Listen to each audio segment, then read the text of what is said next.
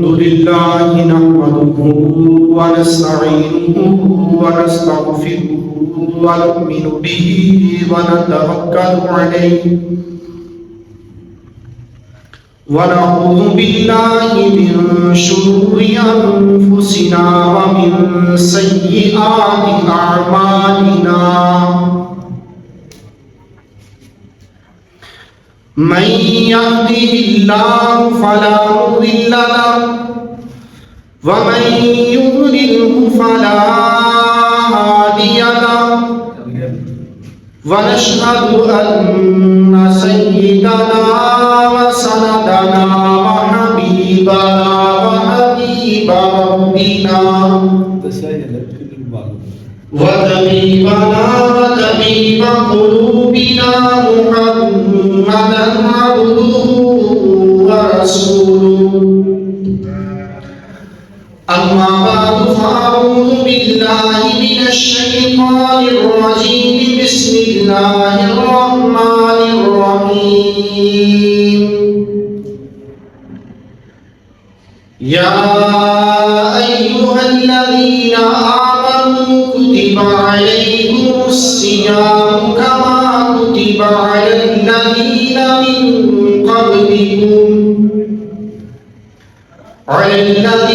من قبلكم لعلكم تتقون وقال النبي صلى الله تبارك وتعالى عليه وسلم قد جاءكم رمضان شهر مبارك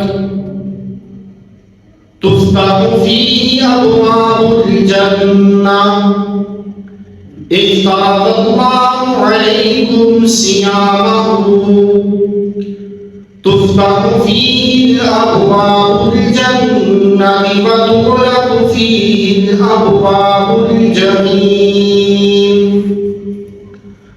وتغل فيه الشياطين فيه ليلة خير من 1000 شهر من حرم خيرها فقد حرمها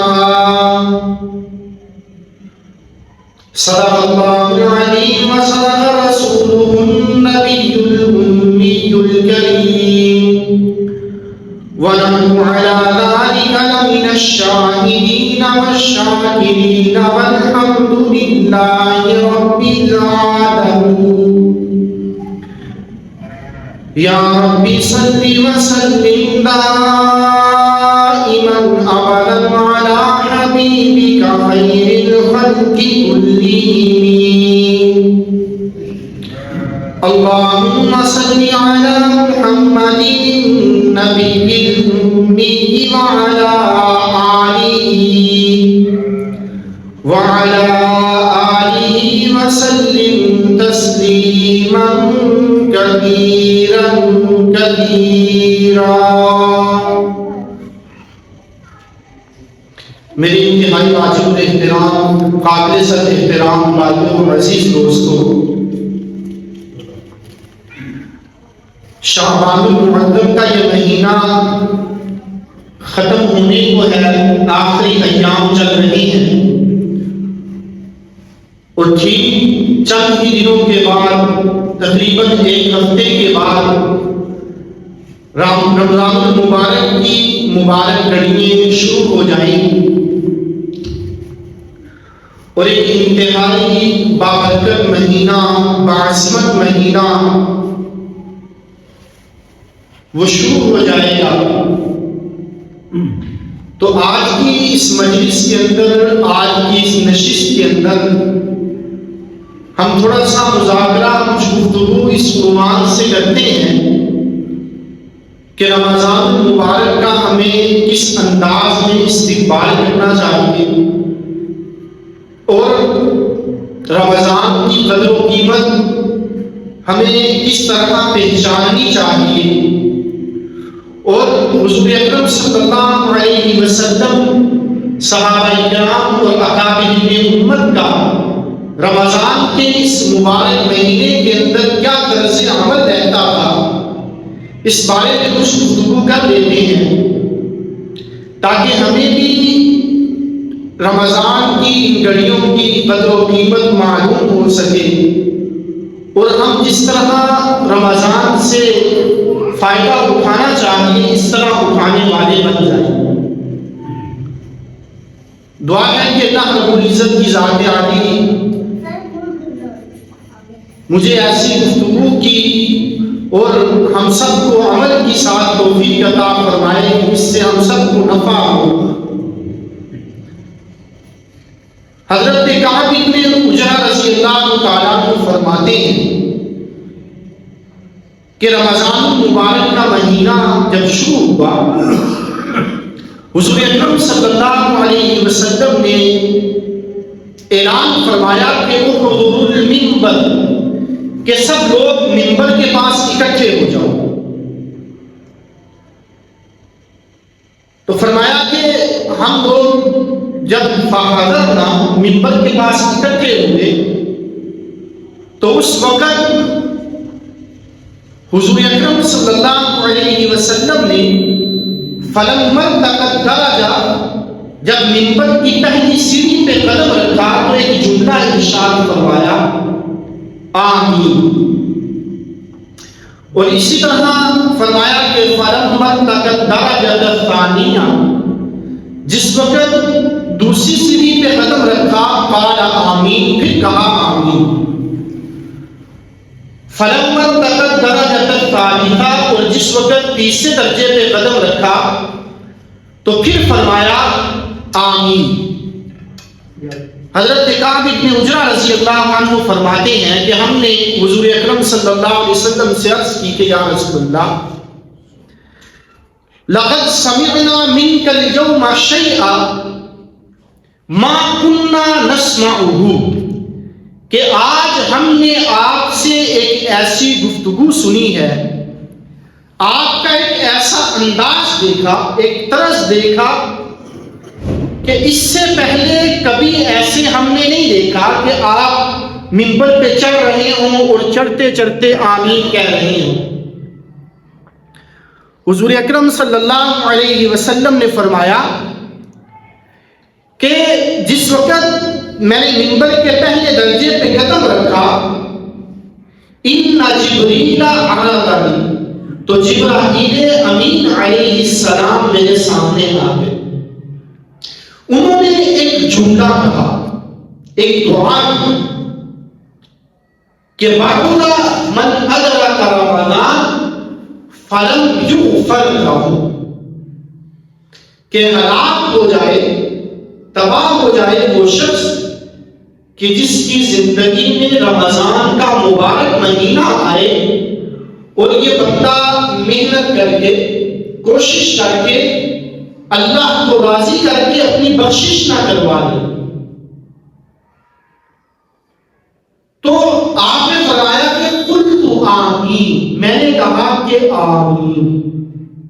آمین کا مطلب پتہ کیا ہے؟ کہ جو دعا ہے یا بد دعا ہے، جو بھی کسی نے کی ہے، آمین کا مطلب ہے کہ یا اللہ اس کو شرف قبولیت دے، اس کو آپ قبول کر لیں۔ تو فرمایا کہ فلما رفیق الثانیہ، جب میں نے منبر کے دوسرے درجے پہ قدم رکھا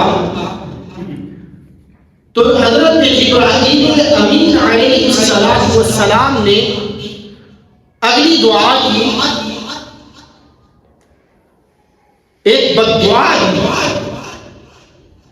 کہ یا رسول اللہ من ذکرت عنده فلم يصلي علیہ بعد من ذکرت عنده فلم يصلي علیہ، کہ ہلاک ہو جائے وہ شخص کہ جس کے سامنے آپ کا تذکرہ ہو اور وہ بندہ آپ کا ذکر خیر سن کے، حضور اکرم صلی اللہ علیہ وسلم کا تذکرہ سن کے وہ حضور پہ درود نہ پڑے، فرمایا ہلاک ہو جائے یہ شخص۔ تو حضور اکرم صلی اللہ علیہ وسلم نے فرمایا کہ میں نے پھر جواب میں کہا کہ آمین۔ اب یہ بد دعا ملی، حضور کی ساتھ آمین شامل ہو گئی۔ فرمایا کہ فلما رقیت الثالثہ، جب میں نے تیسرے درجے پہ قدم رکھا، پھر جبرائیل امین علیہ السلام نے ایک بد دعا پھر دی۔ وہ کیا تھی کہ بعد من ادرک والدیہ عنده او احدهما الكبر فلم يدخلاه الجنہ قلت آمین۔ وہ بد دعا کیا تھی کہ ہلاک ہو جائے وہ شخص، تباہ ہو جائے وہ شخص کہ جس کی زندگی کے اندر اس کے والدین دونوں یا ان دونوں میں سے کوئی ایک بڑھاپے کی عمر تک پہنچے اور یہ ان کی خدمت کر کے، ان کو راضی کر کے، ان کی فرما برداری کر کے یہ جنت تک نہ پہنچ جائے، اگر اس نے ایسی قدردانی نہیں کی والدین کی، تو جبرائیل امین اس کے لیے بد دعا کر رہے ہیں، ہلاک ہو جائے بندہ۔ اور اوپر حضور کی آمین ساتھ شامل ہو رہی ہے۔ اس حدیث کے ابھی میں صرف پہلا جو جملہ ہے اس کو لے کے تھوڑی سی گفتگو کرتا ہوں۔ سب سے پہلی بد دعا کیا تھی کہ بعد من ادرک رمضان فلم یغفر لہ، کہ جس کی زندگی میں رمضان آیا اس نے قدر نہیں کی، محنت نہیں کی، اللہ کو راضی نہیں کیا، گناہوں سے نہیں بچا، اللہ رب العزت کی ذات عالی کو راضی نہ کر سکا، اپنی بخشش نہ کروا سکا، یہ بندہ ہلاک ہی ہو جائے تو بہتر ہے۔ کتنا برکتوں والا مہینہ، اتنا عالی شان مہینہ۔ حضور اکرم صلی اللہ علیہ وسلم نے فرمایا کہ قد جاءکم رمضان، جیسے ہی رمضان ابھی ابتدا ہو رہی، آپ نے صحابہ کو اکٹھا فرمایا اور یہ حدیث بھی ایک ایسے ہی موقع پہ ارشاد فرمائی کہ جہاں لوگوں کو رمضان کی قدر بتانی تھی۔ کہا کہ میری امت، اے صحابہ، قد جاءکم رمضان، تمہارے پاس رمضان کا مہینہ آ رہا ہے۔ شہر مبارک، اس مہینے کی سب سے پہلی صفت، سب سے پہلی خوبی کیا ہے کہ یہ بڑا بابرکت مہینہ ہے، کہ اس مہینے کے اندر اللہ نے باقی مہینوں کی بنسبت خاص برکتیں رکھی ہوئی ہیں۔ ہم رمضان کا جو لفظ بولتے ہیں، یہ اس مہینے کا پورا نام ہم کیا لیتے ہیں؟ رمضان مبارک، کہ جس میں برکتیں رکھ دی گئی ہیں۔ کیسی برکتیں رکھی ہوئی ہیں اس میں؟ عام دنوں کے اندر بعض اوقات فرض نمازوں میں بھی کوتاہی ہونا شروع ہو جاتی ہے۔ رمضان آیا، اللہ سے تعلق اب بڑھنا شروع ہو گیا، اس کے اوقات میں اللہ نے برکت رکھ دی۔ پہلے فرض نماز بھی مشکل لگتی تھی، اب فرض کے ساتھ ساتھ 20 رکعت تراویح کا بھی اہتمام ہوتا ہے، اور روزانہ پڑھنے والوں کی بات ہے نا ماشاءاللہ، جن کو اللہ توفیق عطا فرمائے تو ان کو تراویح بھی کوئی الگ عبادت محسوس نہیں ہوتی، بلکہ اللہ برکت ایسی عطا فرما دیتے ہیں صحت میں، قوت میں، نیت میں، وقت میں، کہ اب فرض نمازوں کے اہتمام کے ساتھ ساتھ 20 رکعت تراویح کا بھی اہتمام ہونا شروع ہو جاتا ہے۔ رمضان کے علاوہ ایام میں بعض اوقات بندہ لمبی رکعتیں نہیں پڑھتا، ہر ایک سے یہ اہتمام نہیں ہو پاتا، اور ایسا بھی کبھی ہو جاتا ہے نماز لمبی ہو جائے کہیں امام صاحب سے تو پیغام بھی مل جاتا ہے کہ جناب نماز ذرا چھوٹی پڑھایا کرو، پیچھے مارے بندے نہیں ہوتے، پیچھے کمزور بھی ہوتے ہیں، امام کو کہنا شروع کر دیتے ہیں۔ لیکن رمضان آیا، وقت میں برکت، صحت میں برکت، قوت میں برکت، نیت میں برکت۔ اب یہی نمازی ہیں پیچھے 1.5 پارہ بھی سن رہے ہیں. اور ماشاءاللہ ابھی کے والے افراد موجود ہیں, ان حضرات کو پتا ہوگا ان کے علاقوں میں, ہمارے یہاں تو مہینے میں ختم کرتے ہیں نا ان علاقوں میں قرآن پاک, لیکن بہت سے علاقے ایسے ہیں کہ بعض جگہوں پہ تو 3 دن میں ختم قرآن ہوتا ہے, بعض جگہوں پہ 10 دن میں ختم قرآن کے پہلے شعر میں روزانہ 3 پارے سنائے جاتے ہیں. جنہوں نے 3 دن میں ختم کرنا ہے وہ کتنے سنائیں گے روزانہ؟ 10 پارے. اور وہی لوگ, وہی نمازی کہ جو چھوٹی چھوٹی صورتوں پہ نمازیں پڑھنے والے, لیکن جاءکم رمضان شہر مبارک, تمہارے پاس رمضان آ رہا ہے, اس میں اللہ نے برکتیں رکھی ہیں, نیت میں بھی برکت آ جاتی ہے, قوت میں بھی برکت آ جاتی ہے, وقت میں بھی برکت آ جاتی ہے. وہی نمازی ہیں, کوئی 1.5 پارہ سن کے جا رہا ہے, کوئی 3 پارے سن کے جا رہا ہے, اور کچھ ایسے خوش قسمت جو 10 پارے سننے والے ہیں. عام دنوں کے اندر تلاوت بعض اوقات آدھا پارہ کرنا مشکل ہو جاتا ہے, رکوع پڑھنا مشکل ہو جاتا ہے, چند رکوع پڑھنا مشکل ہو جاتا ہے, لیکن جب رمضان آتا ہے, یہ کیا ہے؟ شہر مبارک, برکت والا مہینہ ہے نا. اب جب برکتوں والا مہینہ آیا تو وقت میں بھی برکت تھی نا, قوت میں بھی برکت تھی, نیت میں بھی اللہ نے برکت ڈال دی. اب وہی لوگ ہیں ماشاءاللہ, کئی لوگ روزانہ 2 پارے پڑھنے والے, 3 پارے پڑھنے والے, ایسے لوگ بھی دیکھے کہ جو روزانہ 10 پارے پڑھنے والے. ایسے افراد بھی ملیں گے جن کا قرآن سے ایسا دل لگتا ہے, جن کو جیسے وقت ملے کام کاج سے, اپنے کام کاج سے فارغ ہوئے, قرآن کو لے کے بیٹھ گئے اور تلاوت شروع کر دی, اللہ سے باتیں کرنے لگے, قرآن سے دل لگانے لگے. کیوں کہ برکت والا مہینہ آ گیا, اللہ نے اس میں ہمت عطا کر دی. اور جن حافظ صاحب نے پارہ سنانا ہوتا ہے ذرا ان سے بھی پوچھیں ماشاءاللہ, وہ سارا دن محنت کرتے ہیں ماشاءاللہ. 1 بار دہرائیں گے, 2 بار دہرائیں گے, 3 بار دہرائیں گے. ممکن ہے وہ آپ کو تو روزانہ 1 پارہ سنا رہے ہوں, لیکن اپنے ہو سکتے ہیں صبح سے رات کی تیاری تک انہوں نے اس کو کوئی 10 مرتبہ دہرا لیا. تو پھر 1 پارے کو 10 بار دہرائیں تو کتنے پارے بن جائیں گے؟ 10 پارے. تو یہ قوت رمضان کے اندر برکتیں ہیں, اس سے اللہ نصیب کرتے ہیں. اب رمضان کے مہینے کے علاوہ پورا سال ہم نے گزارا, ہر بندہ سوچے کہ ہم نے سال بھر میں کتنے نفلی روزے رکھے. شاید کسی نے محرم کے رکھے ہوں گے, کسی نے شوال کے رکھ لیے ہوں گے, کسی نے کوئی شعبان کا رکھ لیا ہوگا, لیکن یہاں پورا مہینہ ہے. اللہ کی توفیق, بندے کی نیت, برکتیں بڑی, اسی مہینے کے اندر پھر روزانہ روزے کی توفیق مل جاتی ہے. اگرچہ عمل فرض ہے, لیکن اللہ کی توفیق کے بغیر ممکن تو نہیں. گرمی ہو, سردی ہو, برکتوں والا مہینہ ہے, اللہ برکتیں عطا فرما دیتے ہیں, عمل کرنا آسان ہو جاتا ہے.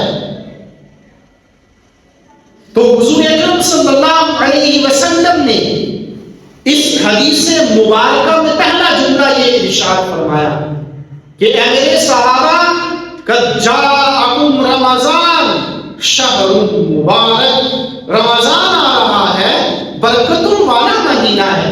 اچھا, یہ تو عبادات کی برکتیں ہیں نا, باقی کاروباری اعتبار سے, معاملات کے اعتبار سے بھی اللہ بندے کو برکتیں عطا فرما دیتے ہیں. اب اس میں اپنی سحری کا وقت بھی نکالنا ہے, افطاری کا وقت بھی نکالنا ہے, اپنی نمازوں کا وقت بھی نکالنا ہے, تراویح کا وقت بھی نکالنا ہے. تھوڑے وقت میں باقی کام بھی کرے گا, اللہ اس میں برکتیں عطا فرما دے.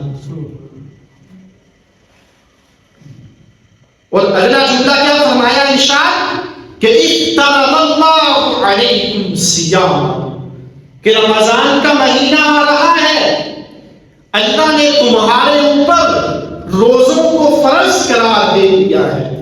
جی ہاں، اور روزے پہلی امتوں پر بھی تھے، جیسا کہ قرآن کریم کی آیت جو میں نے آگے خطبے میں پڑھی تھی اس میں اللہ رب العزت نے ارشاد فرمایا کہ یا ایھا الذین آمنوا کتب علیکم الصیام کما کتب علی الذین من قبلکم لعلکم تتقون، کہ اے ایمان والو تم پر روزوں کو فرض کیا گیا جس طرح کہ تم سے پہلی امتوں پر روزوں کو اللہ نے فرض کیا۔ تو روزوں کی فرضیت پہلے بھی تھی، لیکن اس امت کو یہ عمل الگ سے خاص طور سے ادا کیا گیا۔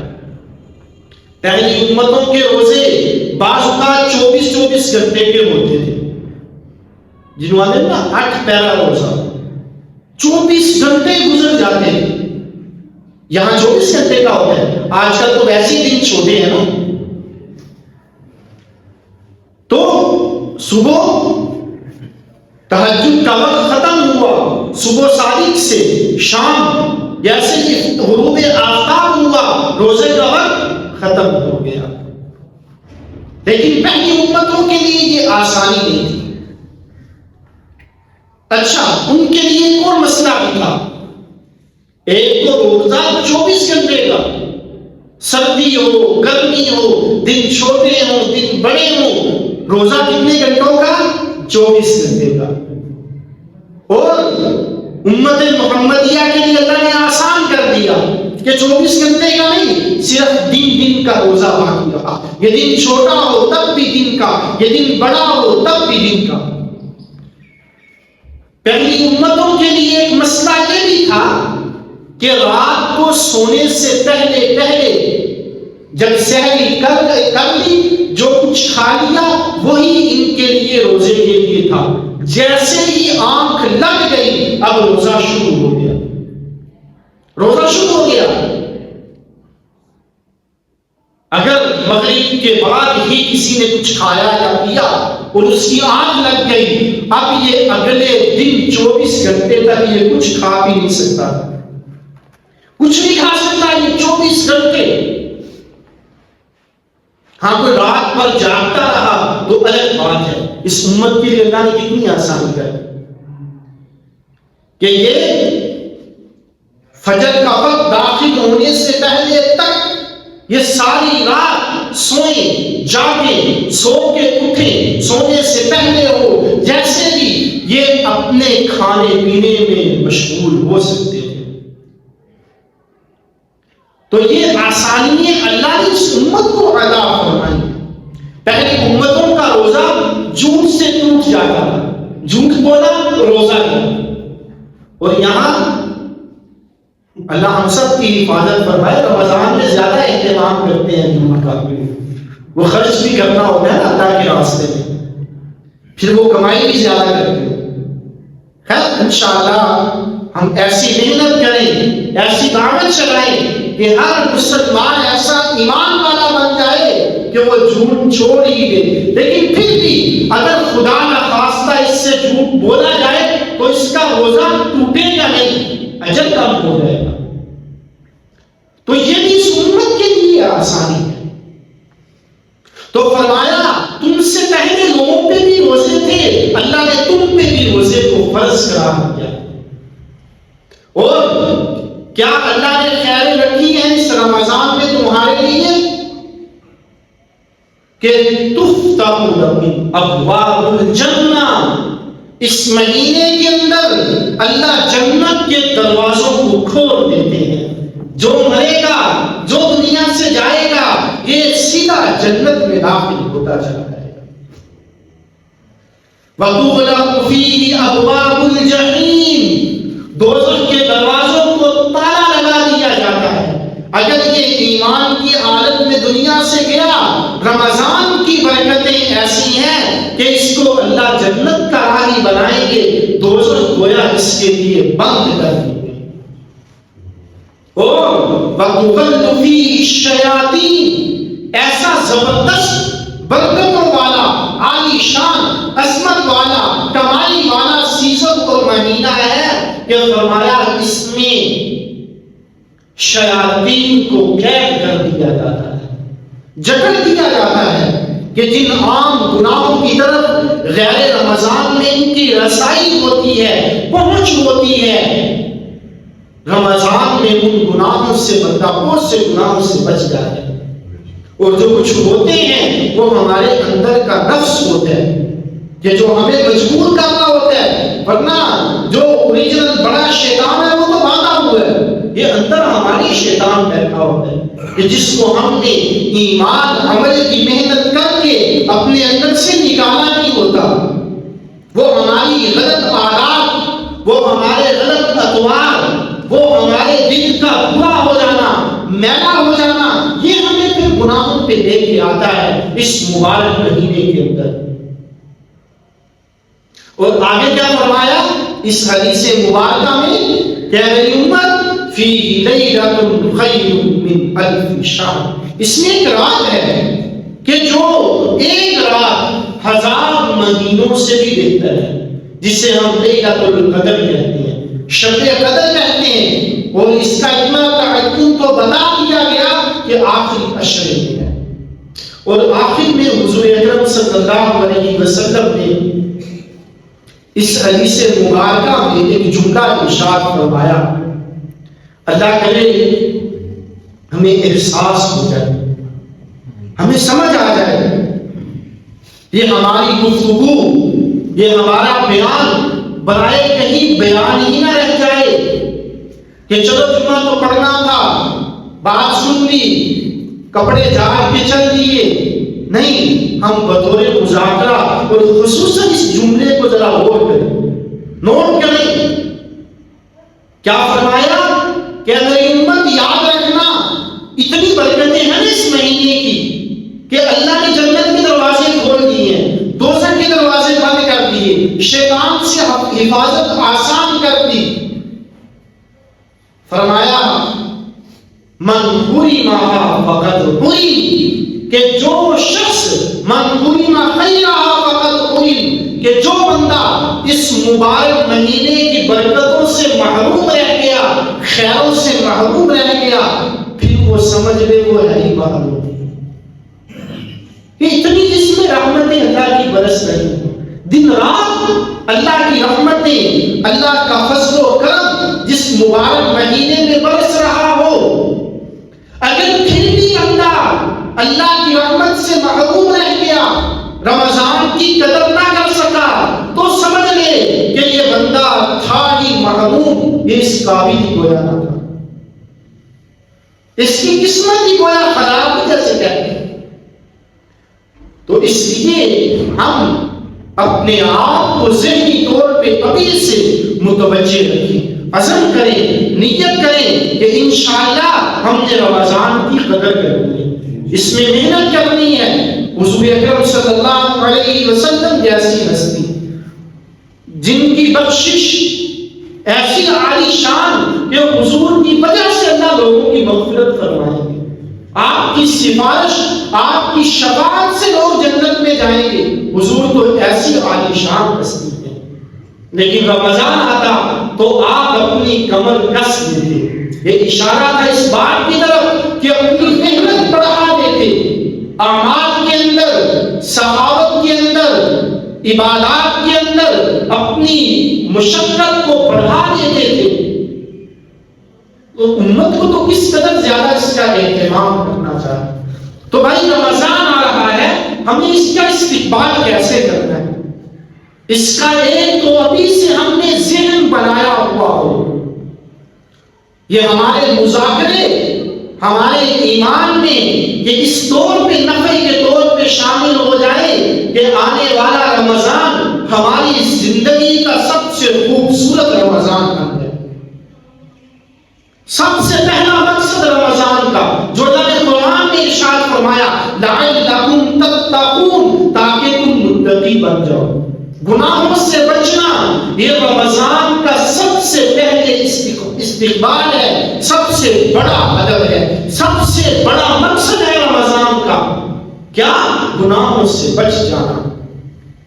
اور جو سال بھر میں ہم سے کمی کوتاہی ہوئی، اللہ سے تعلق کے ساتھ جو مضبوطی میں کمی ہے، ہمارا وہ اللہ سے تعلق مضبوط ہوگا۔ گناہوں کے چھوڑنے کی نیت ابھی سے ہو. اور گناہوں کے چھوڑنے کا ایک طریقہ یہ بھی ہے نا کہ ہم ابھی سے نیت کر لیں کہ انشاءاللہ نیکیوں کا سیزن ہے, زیادہ وقت عبادات میں لگائیں گے. اب جب تک بندہ مجھے بتائے اس نے تراویح پڑھنی ہے, وہ گھنٹہ ڈیڑھ تراویح کو دے گا تو گناہوں سے تو بچا رہے گا, یا نماز میں کھڑے ہو کے بھی گناہ کرے گا. جو روزہ رکھے گا سحری کے لیے اٹھے گا, اس اٹھنے کی برکت سے اللہ اس کو گناہوں سے بچائیں گے. یہ افطار کے وقت میں دسترخوان پہ بیٹھا ہوگا, اس کے اندر کی بھوک, اس کے اندر کی پیاس, وہ اسے اللہ کی طرف متوجہ کرے گی. ابھی سے گناہوں سے بچنے کا اہتمام اور نیت, اور اپنے اوقات زیادہ سے زیادہ عبادات میں لگانے کا عزم. 5 نمازیں تو عام دنوں میں بھی فرض ہیں. اب رمضان آ رہا ہے, اگر کہیں کمی ہوتی ہے ابھی سے اس بارے میں نیت کر لیں کہ انشاءاللہ نمازیں نہیں چھوڑیں گے. قرآن کی تلاوت میں, قرآن کے سیکھنے میں کمی ہے, ابھی سے عزم کر لیں کہ انشاءاللہ رمضان میں تلاوت کا اہتمام زیادہ کریں. اور یہاں تو ایک لفظ, ایک حرف پڑھنے کے اللہ کتنے راضی ہوئے. فرمایا من قرأ حرفا من کتاب اللہ, جس نے قرآن کا ایک حرف پڑھا, ترمذی شریف کی روایت ہے, فَلَهُ بِهِ حَسَنَةٌ, اس ایک حرف پڑھنے کے بدلے میں اللہ اس کو 10 نیکی عطا فرماتے ہیں. اور اسی روایت کا اگلا حصہ ہے من جاء بالحسنة فَلَهُ عَشْرُ أَمْثَالِهَا, کہ جو اللہ کے پاس ایک نیکی لے کے آئے گا اللہ 10 کے برابر اجر عطا فرمائے گا. گویا قرآن کا ایک حرف پڑھنے سے کتنی نیکیاں مل رہی ہیں؟ 10. اور اگر ہم ایک رکوع پڑھیں تقریباً ہم 5000 نیکیاں حاصل کر لیتے ہیں. ایک پارے کی تلاوت کریں تقریباً 1,00,000 نیکیاں کم و بیش ہم حاصل کر لیتے ہیں. قرآن مکمل ہوگا 30,00,000 نیکیاں ہمیں مل جائیں گی. اور رمضان میں تو ویسے ہی ہر عبادت کا اجر وہ کئی گنا تک بڑھا دیا جاتا ہے. اور یہ تو گنتی اللہ نے رکھی, جو بتائی ہے روایات میں جو گنتی ہے یہ تو انسانوں کے ذوق شوق کے لیے, ورنہ اگر اخلاص پورا ہو, توجہ پوری ہو, عادات پوری ہو, قرآن کی تلاوت کا اہتمام ہو, فرمایا وَاللَّهُ يُضَاعِفُ لِمَن يَشَاءُ, اللہ اتنا دیں گے کہ تم گن بھی نہیں سکو. جس کے لیے اللہ چاہتے ہیں اس کی طرف بھی اللہ اتنا بڑھا دیتے ہیں. تو عرض میں یہ کر رہا تھا ابھی سے عزم کریں کہ انشاءاللہ ہم رمضان میں تلاوت کا بھی اہتمام کریں گے.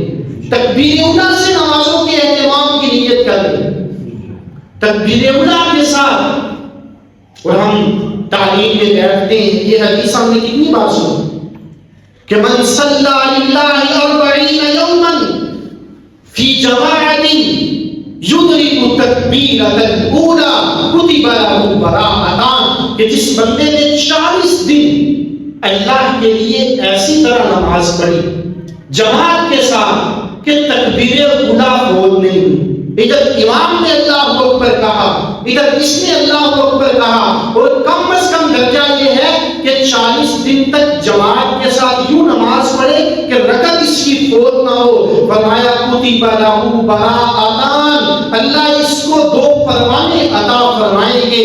ایک براءۃ من النار, اللہ دوزخ سے بچائیں گے, وبراءۃ من النفاق, یہ منافق ہو کے نہیں مرے گا.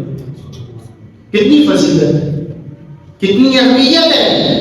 تو ابھی سے ہم نیت کر لیں, رمضان کا پورا مہینہ 8 دن ابھی باقی ہے, 38 ہو جائیں گے, 2-3 دن مزید اوپر ہو جائیں گے, تو ہماری 40 دن تکبیر اولیٰ پوری ہوگی. اور انشاءاللہ ہمیں یہ 2 انعامات جو حضور نے فرمائے یہ ہمیں حاصل ہو جائیں گے. اور اس سے بڑا انعام پتہ کیا ملے گا؟ اللہ زندگی بھر نمازیں پڑھنے کی توفیق عطا فرمائے.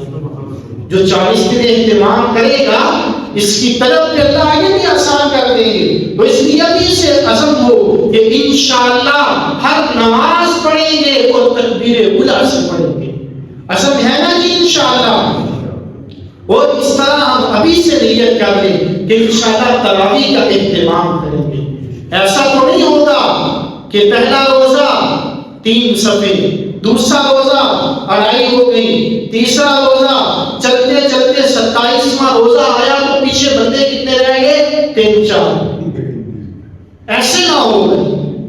ہم سب نیت کریں اتنا مبارک مہینہ، ہر سجدے پہ 1,500 نیکی اللہ عطا فرما لے.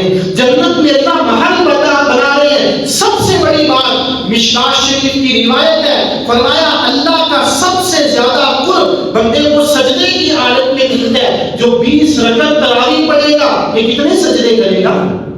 40 بار گویا یہ اللہ کے قدموں میں گیا. اللہ کا قرب اس کو ملا. اس سے بڑھ کے وہ اس سے کیا چاہیے؟ تو نیت کرتے ہیں انشاءاللہ تراویح کا اہتمام کریں گے. ہمت کریں، عزم کریں. جب عزم کرتے ہیں انسان نیت کو پختہ کرتا ہے، اللہ کی طرف سے اس کو توفیق میسر ہو جائے. اور جو کام لمبے چوڑے ہوں رمضان کے اہتمام کی وجہ سے ہم ابھی سے نیت کر لیں. خصوصاً مستورات، بعض کا عید کے دنوں میں گھروں کی صفائی کرنی ہوتی ہے نا، تو بعض کا 2 روزے اسی چکر میں ضائع ہو جاتے ہیں. عادات ہوتی ہیں، سارا سامان گھر کا باہر نکالنا ہے، کمروں کی صفائی، وہ ساری صفائیاں رمضان کے استقبال میں ابھی کر لیں تاکہ رمضان میں خاص اہتمام کے ساتھ ہم اللہ کی طرف متوجہ ہو سکیں. اور ابھی سے نیت کریں انشاءاللہ، خاص کر افطاری کے وقت کے اندر اپنے آپ کو دوسرے کاموں سے بچا کے زیادہ دعاؤں کے اندر کرنا. فرمایا 3 بندے ہیں ثلاثۃ لا ترد دعوتهم، جن کی دعاؤں کو اللہ رد نہیں کرتے. ان میں فرمایا ایک روزہ دار ہے حین یفطر، جب افطار کا وقت ہوتا ہے اس کے اٹھے ہاتھوں کو اللہ خالی نہیں لوٹاتے، اس کی دعا اللہ قبول کرتے ہیں. تو یہ نیت ہم ابھی سے کر لیں کہ انشاءاللہ رمضان میں افطار کے وقت میں افطاری کا سامان پہلے تیار ہو. ساری تیاری پہلے سے آدھا گھنٹہ نہیں، کم از کم کوئی 10 منٹ تو تنہا ہو کے اللہ سے ہم دو لگائیں. پھر دیکھیں اس بھوک کی حالت میں، اس پیاس کی حالت میں ہم اللہ سے کتنے کام کروا سکتے ہیں. تو نیت کرتے ہیں انشاءاللہ اس کی بھی. اور بھی رمضان میں حضور اکرم صلی اللہ علیہ وسلم کے بارے میں منقول ہے کہ آپ کی سخاوت تیز آندھی سے بھی زیادہ تیز ہو جایا کرتی تھی. اللہ کے لیے خرچ کرنا رمضان میں اس کا زیادہ اہتمام ہو. کتنے ایسے لوگ ہیں، ویسے گلی محلوں میں مانگنے والے تو پیشہ اور اکثر ہوتے ہیں، ورنہ وہ سفید پوش لوگ کہ جو اپنی حاجات کسی کے سامنے اپنی خودداری کی وجہ سے نہیں رکھ سکتے، ان کو اللہ سے بھی ڈر لگتا ہے، خود اپنی عزت کا بھی خیال رہتا ہے. ایسے لوگوں کو ڈھونڈ ڈھونڈ کے ان پر خرچ کرنا. ایسی بیوہ ہوتی، یتیم یا ایسے غربا کہ جو اپنی حاجات ہر ایک کے سامنے نہیں رکھتے، تو ایسے لوگوں کو ڈھونڈنا. اور اگر کوئی حاجت مند ہو واقعی اور وہ اپنی حاجت کا اظہار کر دے اور واقعی حاجت مند ہے، تو فرمایا کہ وہ بہت ناپسندیدہ شخص ہے کہ جس سے کوئی اللہ کے لیے مانگے، وہ واقعی ضرورت مند پیشہ ورنہ ہو، اللہ کے لیے مانگے اور وہ انکار کر دے. تو اس لیے میرے بھائیوں ان چیزوں کا خیال کرنا کہ دوسروں پہ ہم خرچ کرنے والے بنے. یہ تو اللہ کا دیا ہوا مال ہے، اللہ کے ہاں واپس چلے جانا ہے. یہ مال دولت اسباب سب کچھ واپس سے آنے والی چیزیں ہیں جو اللہ پہ لگائیں گے، اللہ بڑا چڑھا کے واپس کریں گے. اور اس میں کم از کم درجہ یہ ہے کہ میرے بھائی جو اللہ نے زکوٰۃ فرض کی ہے نا اس کا اہتمام کر لیں، ورنہ اللہ نکلوا لیتے ہیں. یہ مسئلہ نہیں ہے، اللہ تو اللہ ہے، رب کو جس نے دیا ہے اس کو نکلوانا بھی آتا ہے. کہیں اسپتالوں میں نکلوا دیں گے، کورٹ کچہریوں میں نکلوا لیں گے. کوئی اور نقصان ہوگا یہ کہے گا وہ پیسے تھے کام بن گیا، ہسپتال میں کام آ گئے پیسے، فلاں جگہ پہ تھے تو کام آئے نا، لیکن اس کو یہ خبر نہیں ممکن تھا اگر یہ اللہ کا حق نکال دیتا، زکات کی عشر کی ادائیگی کر لیتا، اللہ اس سے اس مصیبت میں آنے ہی نہ دیتے۔ اس میں ایک آخری واقعہ سنا کے بعد ختم کرتا ہوں۔ غالباً مفتی زین العابدین صاحب رحمۃ اللہ علیہ یہ واقعہ سنایا کرتے تھے۔ ایک بندہ پولیس میں تھا تو اس بیچارے نے حسب ترتیب وہاں پہ کسی کو پھنسایا اور 2 لاکھ روپیہ رشوت دی۔ کتنی؟ پرانے زمانے میں بولے کوئی پھنس گیا ہوگا بیچارہ ایسا۔ اس کے بعد گھر آیا اور آ کے دودھ سے بیوی کو آواز دی، یہ دیکھو تیرے لیے آج کتنے کما کے لایا۔ تو بیوی کی خوشی سے جو چھت سے نیچے آ رہی تھی اوپر والی منزل سے، پاؤں پھسلا، ٹانگ ٹوٹ گیا، اٹھایا ہاسپٹل لے گیا اور 2 لاکھ وہاں خرچ ہوا، اوپر بھی خرچ ہو گئے۔ تو کہنے لگا دیکھو آج پیسے تھے تو بچ گیا، تیرا علاج کتنا اچھا میں نے کروا دیا، لیکن یہ نہیں سوچا مصیبت آئی کیوں تھی کہ جب وہ رشوت کے پیسے، وہ حرام کے پیسے، وہ جب وہ لے کے گیا اس کی وجہ سے وہ مصیبت آئی، اور یہ خوش ہو رہا ہے کہ میرا تو پیسے سے کام بن گیا۔ تو بھائی یہ اللہ کا حق ہے، اللہ نکلوا لیتے ہیں، آخرت کی سزا الگ ہوتی ہے۔ اس سے بہتر نہیں کہ جو اللہ کا حق ہے حساب کتاب کر کے وہ اللہ کی راہ میں خرچ کر دیا جائے۔ اللہ رب العزت کی ذات عالی ہم سب کو عمل کی اور سمجھ کی توفیق عطا فرمائے۔ دعا